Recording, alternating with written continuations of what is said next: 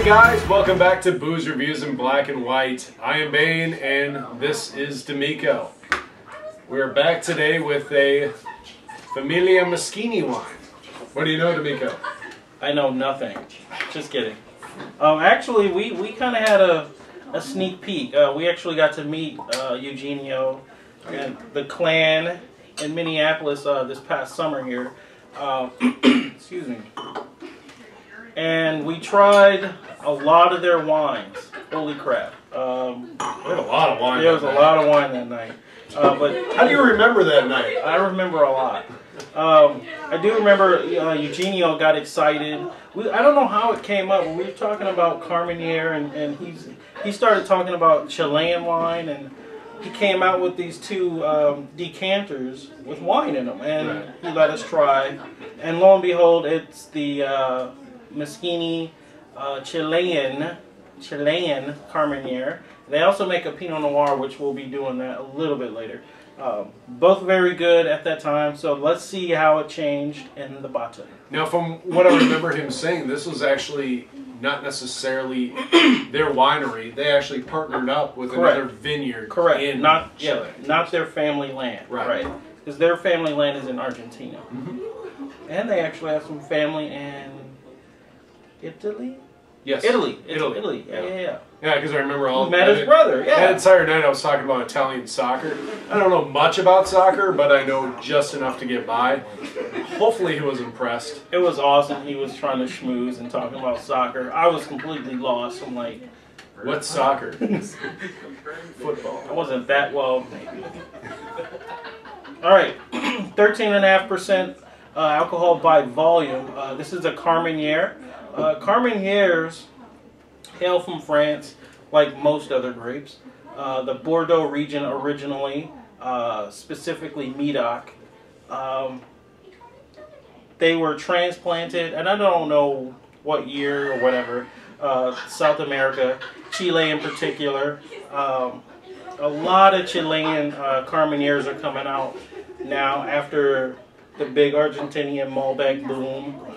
Chilean Carmeneres are starting to come into their own and take some of that thunder as well. Well, the Carmenere is, it was used kind of in the past. I mean, you probably had it before, probably didn't realize it as a filler grape. Right, yeah.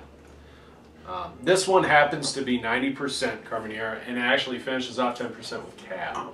Probably give it a little bit more structure. I got fruit, cherries, a little bit of green, almost bell pepper, dusty chalkiness, and that's pretty typical of what you're going to get from a Chilean, most Chilean wines anyway, but primarily their Carmeneres have that essence of green herbage. Yeah, a little spiciness, a little pepperiness, a little bit of fruit coming forward right away. Definitely that dryness. You can smell it. You can smell dryness, and the palate kind of uniformly goes that way as well. Big raspberry, big fruits, flavor-wise. Puckery exactly. fruits. The acidic fruits, like a bright strawberry, bright raspberries, not quite fully ripened. But there's a little, almost tobacco on the mid palate, some definitely green herbage, fresh parsley. Oh my goodness, like chervil. Little zest. I mean, I almost feel like there's a little bit of tannic action going on as well. I just like all around good wine. Body style, I'd say probably medium. It's not super heavy. I would go light to medium. Light. Yeah, you're right. I think this would be a good wine to serve at like a big party or family function. You got people that you're not sure, there are people that will only drink white wine or people that will only drink red wine. I think you can probably bridge that gap pretty easily with a wine like this. It fits that happy medium. Right. And people that don't like sweet, or people that don't like super dry. I think this one kind of threads the borders on both lines.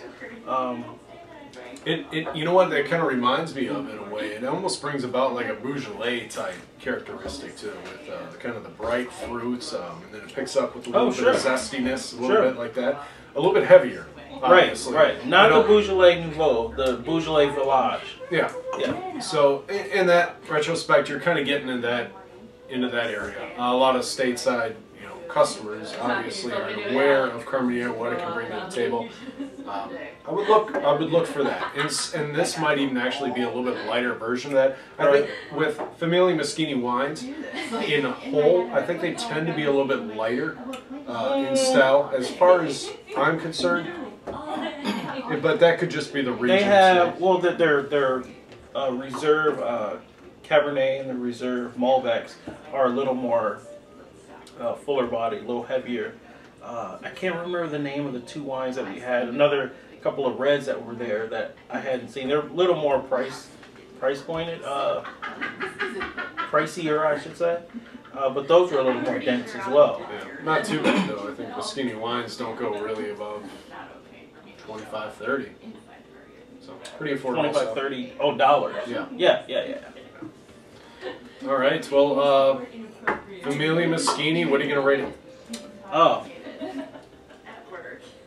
You know what? I'll give this one a solid 85 points. I think it's very open for people. I think it's a crowd pleaser. I think it definitely will go good with a lot of different foods. Even now, as I'm thinking about it, I would probably put this with a nice like white chicken chili or something like that. Now that it's December, but no, I think this pairs fairly well with a lot of things. What do you think? Sure. I'm gonna go 83. I kind of like where it's going, and then I don't. I like the bright fruits, and then it kicks in the zestiness, that little spicy, peppery note. Kind of weird for me. I don't think they really kind of balance correctly. It's a good wine. 83 is just fine. I think it's actually, you made that great point. I think it's good for somebody who's transferring from white to a red. I think it'd make a great wine for that. Right. And I bet, this is actually their first year. This bottle's from the first year. First vintage for their Chilian style. So it's probably going to only get better. Yeah. Well, I can't say quote unquote, but it'll probably get better from there. So, well, thanks for watching again. We'll have more videos coming your way soon from D'Amico and I. Peace.